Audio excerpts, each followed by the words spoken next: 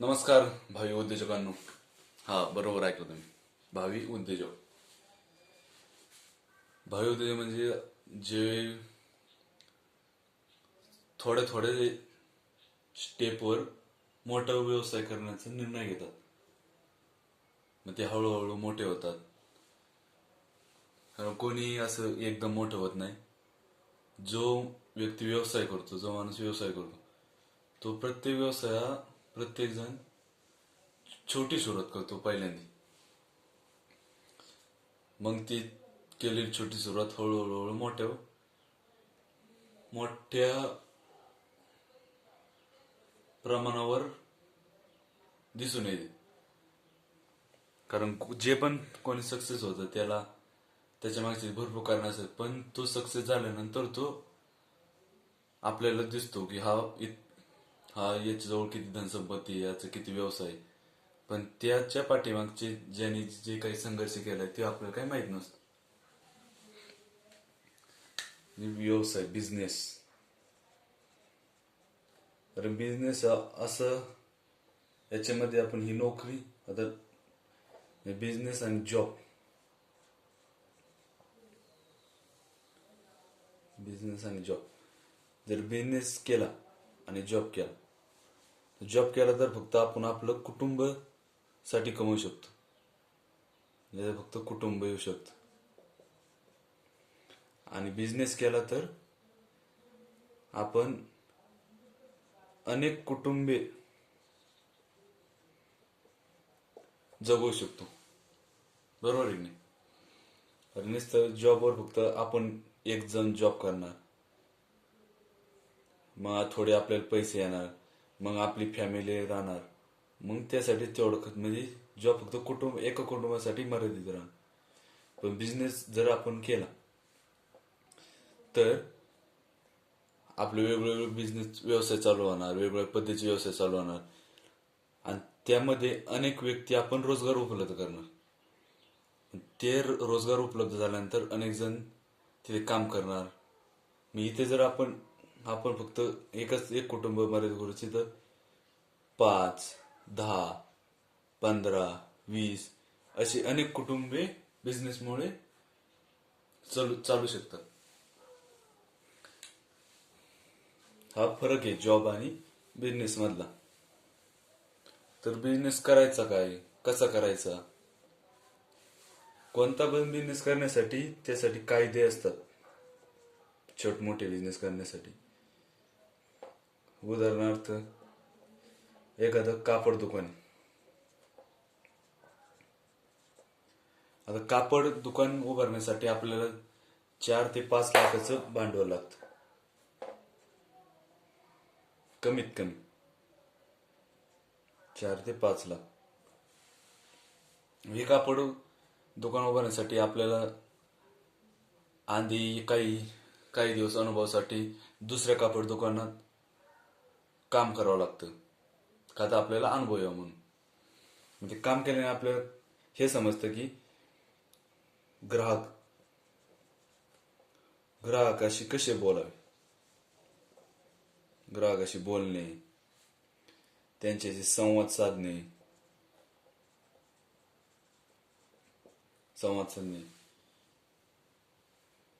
तसेच अजून काही वेळेस काही ऑफर देतात. म्हणजे असं दिवाळी काही दसरा, गुढीपाडवा ह्यावेळेस कमी म्हणजे डिस्काउंट देतात, कमी किंमत ठेवतात थोडीशी, इतर वेळेपेक्षा थोडी कमी किंमत. त्यामुळे काय होतंय, ग्राहक आपल्या दुकानाकडे आकर्षित होतात. ठीक आहे. याच्यामध्ये अजून ग्राहकाशी बोलणे झालं, संवाद साधणे झालं, त्यानंतर किंमत कमी ठेवून इथं म्हणजे हे कधी होतं, दिवाळी,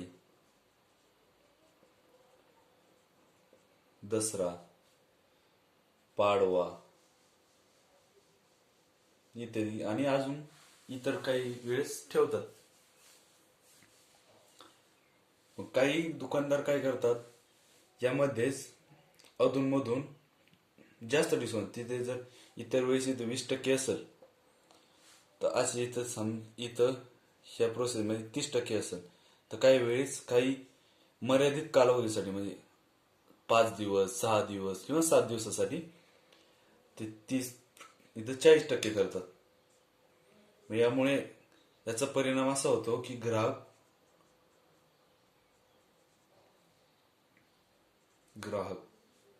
वाढतात. ठीक आहे. झाले म्हणजे थोडं उदाहरण. पण आता समजा हे आपण कापड बनवून याचं जर चालू करायचं म्हणलं, यासाठी वेगवेगळे नियम असतात. यामुळे आपल्याला गव्हर्नमेंटकडून काही लायसन असतात कापड दुकानासाठी, ते काढावं लागतात. वेगवेगळं म्हणजे आपल्याला पुढचा व्यापार, आपण कोणाकडून माल घेणार आहे, कोणत्या पद्धतीत पाहिजे, मेन म्हणजे ग्राहकाला कोणत्या क्वालिटीचा माल पाहिजे, असे कायदे बरेच उद्योगामध्ये लागू होतात. अजून काही वेळेस ते औषधीसाठी, मेडिकल म्हणा, औषधी. आता मेडिकलसाठी पण आपल्याला लायसन लागतं. लायसन्स म्हणजे आपल्याला गव्हर्नमेंटचा परवाना लागतो की आम्ही हे लिगल पद्धतीने आम्ही मेडिकल चालवतोय म्हणून. नाहीतर हे जर लिगल नसेल तर काय होईल, कोणी येईल आणि कोणी औषध विकेल, कसले विकेल. त्यामुळे लायसन गरजेचं असतं कोणत्या पण व्यवसायामध्ये. बघा, मेडिकल असेल तर मेडिकल लायसन असल्याशिवाय टाकता येत नाही, औषध असेल तर औषध टाकता येत नाही. इतर समजा आपण जे फर्निचरसाठी जे मटेरियल घेतो दुकानातून, फ्लाय, हँडल असतं आपल्या ड्रावरसाठी, फोरमाइक असतो, आपण ते डिझाईन वेगळे चॉईस करून आपलं सोफा म्हणा, कब्बड म्हणा, त्यासाठी आपण चिकटवायचं आवडतं. यासाठी पण आपल्याला लायसन लागतं. लायसन्स, कारण या लायसन्स शिवाय आपले काही म्हणजे थोडक्यात लायसन आपला म्हणजे लिगल पद्धतीने आपण काम करतो. यामुळे आपल्याला जास्त कोणाचाही त्रास होत नाही, कारण इलिगल पद्धतीने चाललं तर जास्त दिवस चालत नाही, थोडक्यात चालतच नाही. मग आता हा वेगवेगळे बिझनेस, त्यासाठी वेगवेगळे कायदे. आता आपण याच्यामध्ये कायद्यामध्ये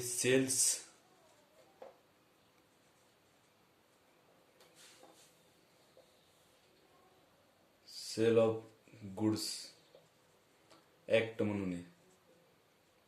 आपण जे माल विकतो त्यासाठी पण कायदे आहेत, आपण जे माल परचेस करतो त्यासाठी पण कायदे आहेत. परत आपण काही व्यवसाय आपण भागीदारीमध्ये करतो, म्हणजे एक आणि त्याच्यापेक्षा जास्त पार्टनर असतात, भागीदारी. या भागीदारीसाठी पण कायदे आहेत, नियम आहेत. कोणता भागीदार कधी सोडून जाऊ शकतो, कधी जाऊ शकत नाही. जर एखाद्या इथं जर 2 भागीदार असतील, हे दोघे पण त्या व्यवसायामध्ये भांडवल गुंतवतात, भांडवल दोघे पण. मग काही वेळेस भागीदारांमध्ये एक करार झालेला असतो की दोघे पण जे काही नुकसान होईल, जे काही प्रॉफिट होईल, फायदा होईल, तो सारख्या पद्धतीने वाटला जातो दोघांमध्ये पण. मग यामध्ये व्यावसायिक कायदा, व्यवसायाचा कायदा. यानंतर यामध्ये अजून येतं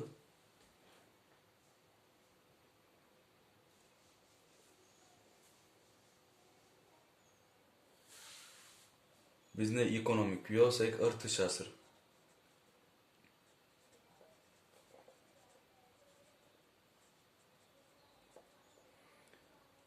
व्यवसाय कायदे आपण तुम्हाला एक उदाहरण म्हणून सांगितलं. आपण यामध्ये पूर्णपणे पाहणार व्यवसाय कायदे अर्थ. आता यामध्ये व्यावसायिक अर्थशास्त्रात आपण एखादं उदाहरणार्थ आपण काहीतरी मॅन्युफॅक्चरिंग करतो. आता उदाहरण आपण एखादी गाडी घेऊ, ठीक आहे. आत्ता लॉन्च झाली टाटाची कर्व. टाटा कर्व. मग ही गाडी लॉन्च होण्या अगोदर हिची काही बुकिंग झाली. बुकिंग म्हणजे लॉन्च होण्याजवळ काही जणांनी बुकिंग केले का आता ही गाडी आल्यानंतर आम्हाला भेटेल. मग इथे काय झालं, इथे मॅन्युफॅक्चरिंग झाल्याच नंतर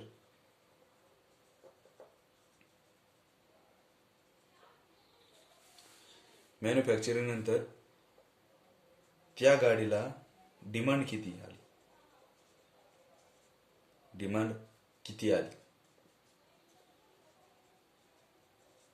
ठीक आहे. मग याच्यावर त्या गाडीची प्राइस ठरली जाते. सॉरी, दिसत नाही. ह्या गाडीच्या डिमांडवरती तिची प्राइस ठरवण्यात येते. जर त्या गाडीचं डिमांड जास्त असेल तर प्राइस पण तेवढी राहते. जर डिमांड जास्त असेल तर प्राइस पण जास्त राहते. डिमांड जर कमी असेल, लो असेल, तर प्राइस पण लो करण्यात हे काही वेळेस होतं. तर काही भागांमध्ये असं होतं, डिमांड जर जास्त असेल तर प्राइस पण जास्त असते.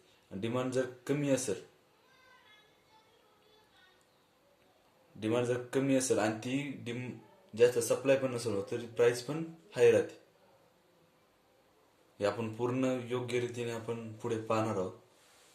हे झालं समजा गाडीचं उदाहरण. अजून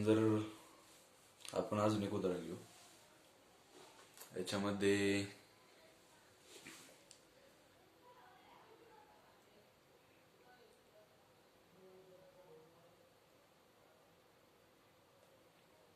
सप्लाय आणि डिमांड मध्ये असं असतं, सप्लाय किती आणि डिमांड किती. सप्लाय आणि डिमांड.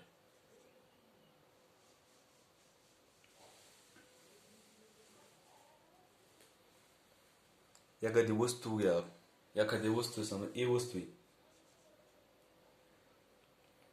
ए वस्तूची लोकांना गरज आहे म्हणजे डिमांड जास्त आहे.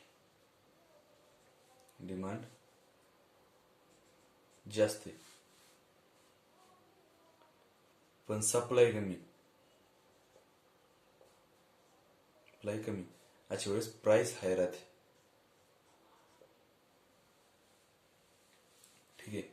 आता याला जर डिमांड जास्त असेल तर मॅन्युफॅक्चरिंग जास्त होते.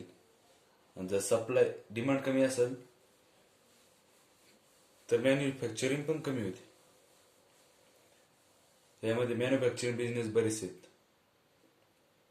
आपण वेगवेगळे बिझनेस पाहणार आहोत. बिझनेस स्टार्ट कसे करायचे त्यासाठी कायदे कोणते लागतात, वेगवेगळ्या प्रकारचे कायदे, वेगवेगळे नियम, भागीदारी पद्धत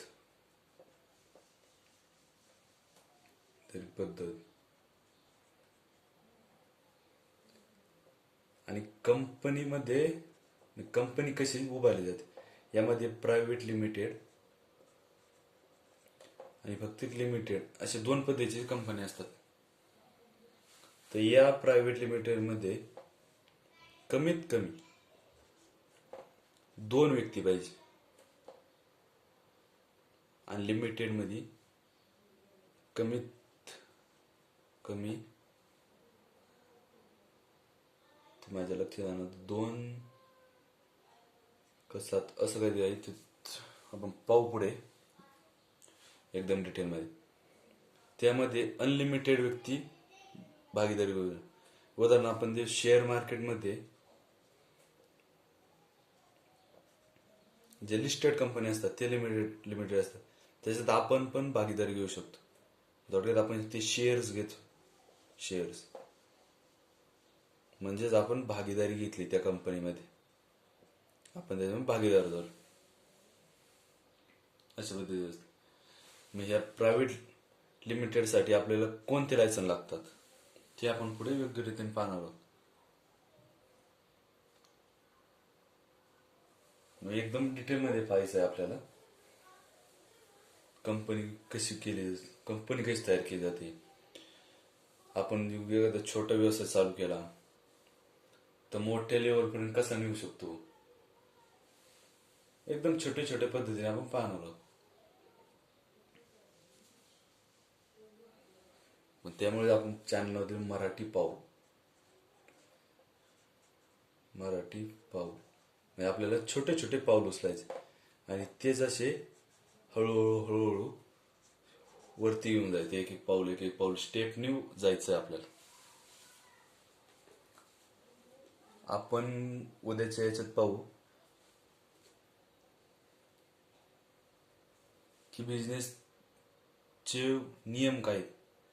समजा आपण मागे पाहिले तर कॉन्ट्रॅक्ट नुसार काही नियम आहेत. कॉन्ट्रॅक्ट ऍक्ट काय आहे, सेल्स ऍक्ट काय आहे,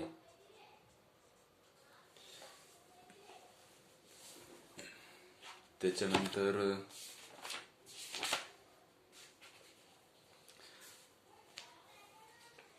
पार्टनरशिप ऍक्ट काय आहे,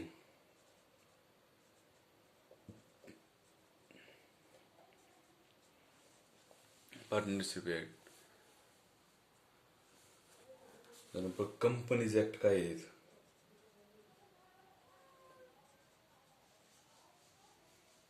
सप्लाय हे झाले ऍक्टचे. याच्यात आपण डिटेल पाहू. सप्लाय, डिमांड,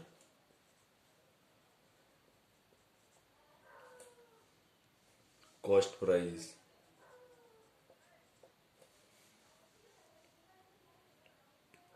मॅन्युफॅक्चर असेल तर त्याची प्राइस किती, ती लेबरला किती प्राइस लागते, एकदम आपण एकदम डिटेलमध्ये पाहणार आहोत. तो आजचा व्हिडिओ आवडला असेल तुम्ही चॅनल सबस्क्राईब करा, लाईक करा आणि शेअर जरूर करा. आपण उद्या पाहू इंडियन कॉन्ट्रॅक्ट ऍक्ट मध्ये काय काय नियम आहेत, कधी कधी लागू झाला तो, पूर्णपणे डिटेलमध्ये पाहू. ठीक आहे, तोपर्यंत बाय.